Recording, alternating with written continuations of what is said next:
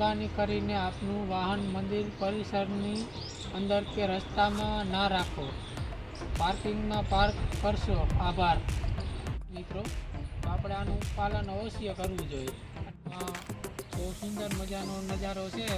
તો મિત્રો આપ જોઈ શકો છો મિત્રો. આ બાજુ બગીચો છે, સામે મંદિર છે, આ બાજુ બગીચો છે સાઈડમાં.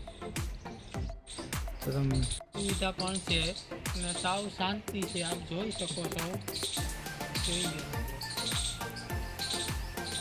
જગ્યા પણ વિશાળ છે મિત્રો. આપ જોઈ શકો છો. બેસવાની પૂરેપૂરી સુવિધા છે. મિત્રો આપ વાંચી શકો છો. મંદિર પરિસરની અંદર કે બહાર ટૂંકા કપડાં કે ચડા કે બરમુંડા અથવા તો ખુલ્લા શરીરે ફરવું નહીં. ધાર્મિક સમર્પણની મર્યાદા જાળવવી. મિત્રો, અહીંનું આ મંદિરનું એક ડિસિપ્લિન છે કે આપણે જાળવવું જરૂરી છે અને આ નિયમ છે. તો મિત્રો ચાલો અંદર જઈએ અને આપણે દર્શન કરીએ. એની સાઈડ બગીચો આવેલો છે, તો આપ જોઈ શકો છો. એક્ઝેક્ટ મંદિરની સામે બગીચો આવેલો છે મિત્રો. રંગબાઈ માતાજીના મંદિરે પહોંચી ગયા છે. આપ દર્શન કરી શકો છો.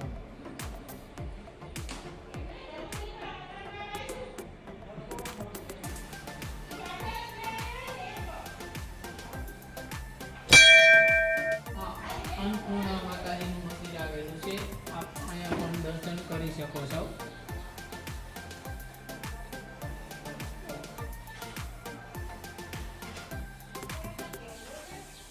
અને અહીંયા હજી એક બાજુમાં મંદિર આવેલું છે સૂર્યાઈ માતાજીનું. અહીંયા પણ આપ દર્શન કરી શકો છો મિત્રો. બાપા પણ છે, અહીંના પણ તમે દર્શન કરી શકો છો.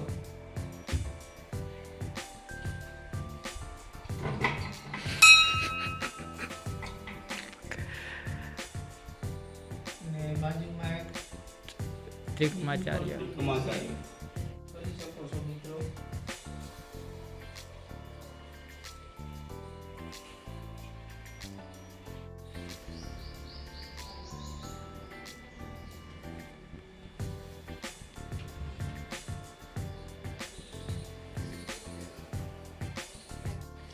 મિત્રો અહીંયા આપણે પૂજારી છે જયંતિભાઈ જોશી. તો આપણે મંદિર વિશેની બે વાત તેની પાસેથી જાણીએ.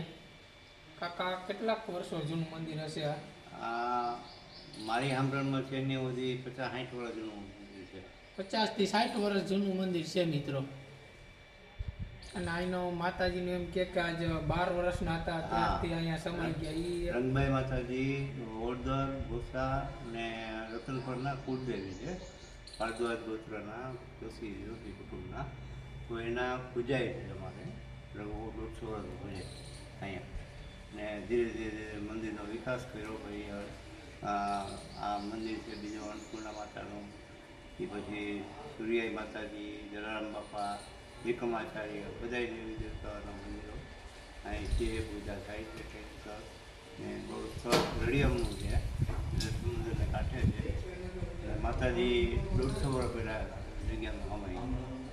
150 વર્ષ પહેલા મિત્રો અહીંયા માતાજી જગ્યામાં સમાઈ ગયા છે. આ તો મંદિરનો ઇતિહાસ.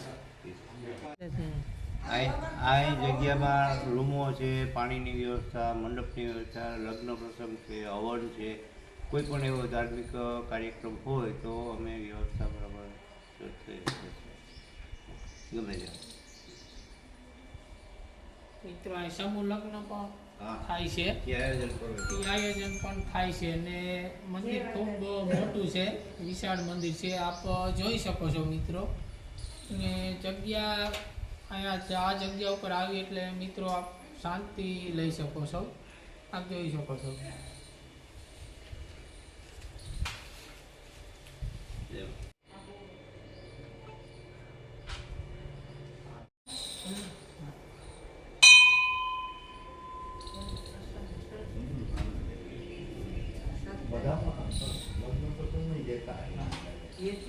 મિત્રો આપણે મંદિરના દર્શન કરી લીધા છે અને માતાજીની બધી આપણે ઇતિહાસ એ પણ જાણી લીધો છે પૂજારી પાસે. પછી તો મિત્રો હવે બાજુમાં દરિયો આવેલો છે, તો ચાલો દરિયાની મોજ માણીએ.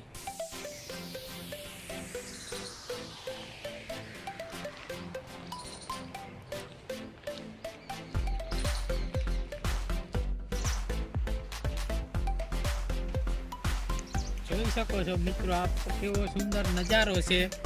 આપ જોઈ શકો છો કે રાજસ્થાનના રણ જેવું આ નજારો દેખાય છે. તો જોઈ લ્યો મિત્રો, કેવો સુંદર નજારો છે. આ સામે દરિયો દેખાય છે, તો આપ જોઈ લ્યો, બહુ મસ્ત નજારો છે.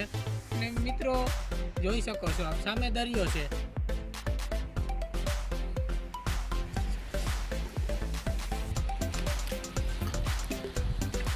આપણે દરિયાની નજીક આવી ગયા છે.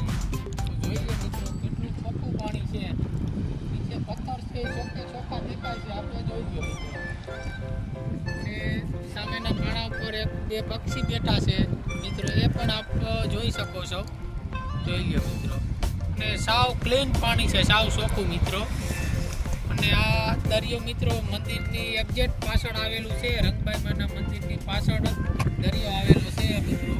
તો ત્યાંથી થોડોક જ દૂર થાય છે. અને આ પોરબંદર દ્વારકા હાઈવે ઉપર દરિયો આવેલો છે મિત્રો. આપ આ સામેનો સુંદર નજારો પણ જોઈ શકો છો. કેટલો સુંદર નજારો છે. જો મિત્રો આ નાનું એવું પપી પણ આયા રખડે છે. આપ જોઈ શકો છો મિત્રો, એ પણ કેટલા મોજથી રખડે છે. જોઈ લ્યો મિત્રો, દ્વારકા એક્સપ્રેસ રોડ ઉપર કે જ્યાં ઢોસા ગામ આવેલું છે તેની રોડ ઉપર જ મંદિર છે રંગબાઈ માતાજીનું. અને મંદિરની પાછળ આ દરિયો આવેલો છે.